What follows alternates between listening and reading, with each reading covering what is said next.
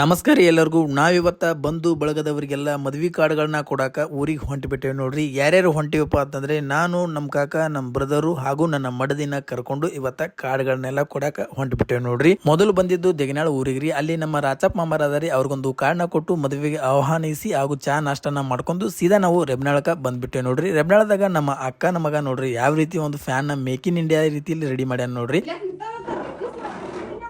Current ಅದ ನೋಡು.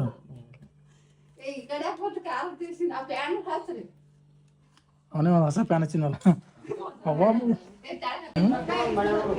ಏನು ಟ್ಯಾಕ್ಟ್ರು ಎಲ್ಲಿ ಮೇಡಮ್?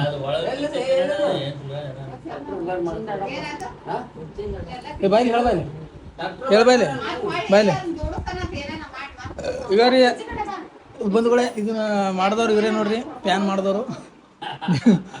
ಮಾಡಿದವ್ರು ಇವರೇ ನೋಡ್ರಿ. ಏನು ಕಲಿಯಾಕತ್ತೀನಿ?